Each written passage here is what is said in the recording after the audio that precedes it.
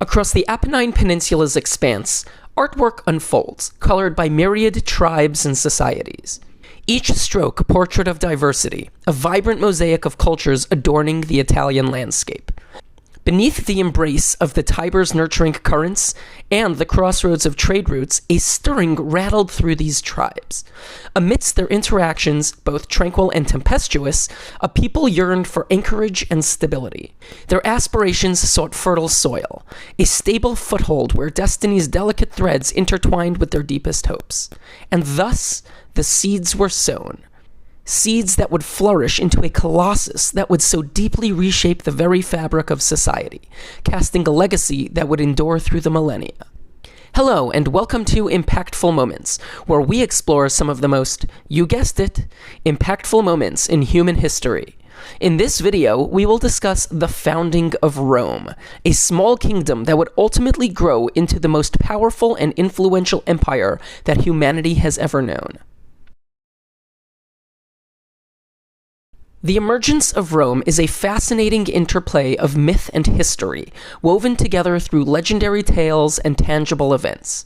Prior to the foundation of Rome, the Italian landscape was inhabited by diverse tribes and settlements. The largest cultural group in the region, the Etruscans, maintained a shared but disunited heritage that occupied many individual city-states along the Apennine or Italian Peninsula. The area around the Tiber River, where Rome would eventually rise, held strategic significance in this region due to its fertile land and proximity to trade routes. The story of the city's founding has several origins, some more sensationalized than others. The most popular story is the saga of the brothers Romulus and Remus. Born in Alba Longa to the mortal princess Rhea Silvia and the god Mars, their early years were ensnared by peril. While ordered to be drowned by King Amulius, who saw them as a threat to his throne, they washed up on the shores at Palatine Hill, and were nurtured by a she-wolf until they were taken in and raised by the shepherd Faustulus. As they grew older and learnt of their heritage, they gathered a group of shepherd warriors and marched on Alba Longa, to which they believed they had claim to the throne. Following their victory, they deposed the king, but returned to Rome, and on April 21st, 753 BCE, established their own city-state. The subsequent divergence between the two brothers climaxed with Romulus slaying Remus, solidifying his rule over the newly established city, and christening the city Rome, after himself. Strabo, a Greek historian, presented an alternate theory, attributing Rome's origin to Evander, an Arcadian Greek. While debated for its historical accuracy, this narrative was not the accepted view of the general Roman populace. Other founding theories also suggest the potential influence of Greek origins.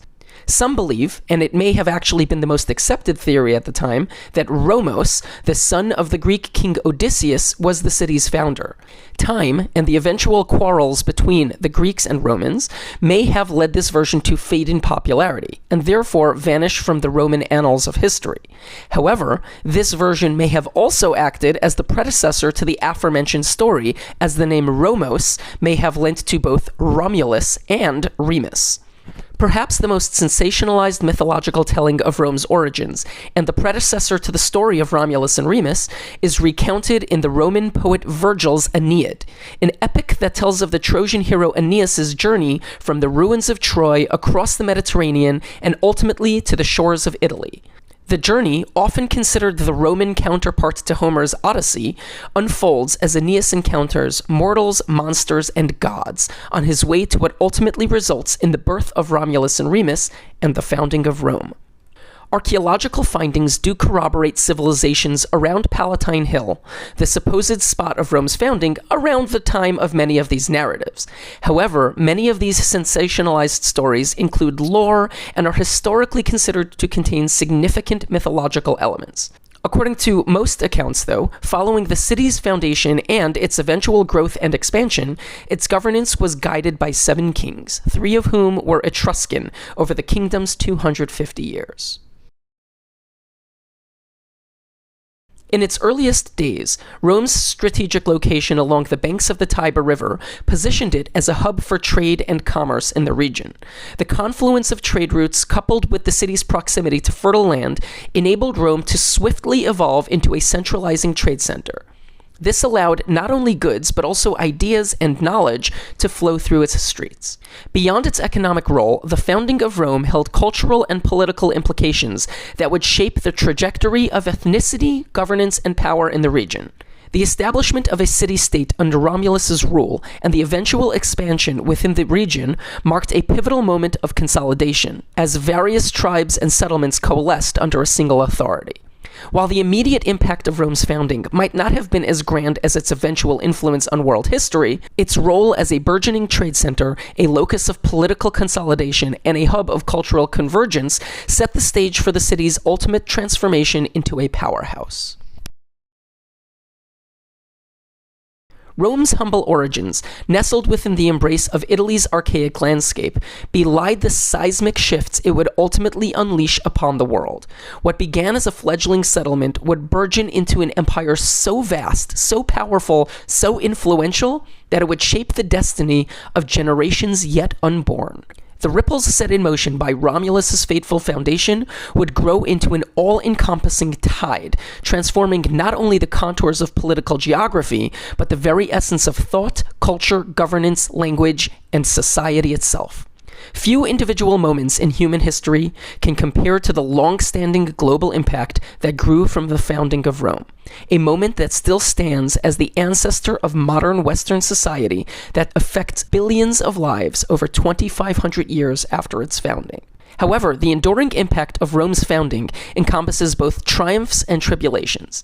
The legacy of Rome's expansion also bears the weight of ethical challenges, as echoes of imperialism, exploitation, and power struggles reverberate through history. The brutalities of conquest and the erosion of individual freedoms serve as a reminder of the complexities woven into Rome's awesome and powerful legacy.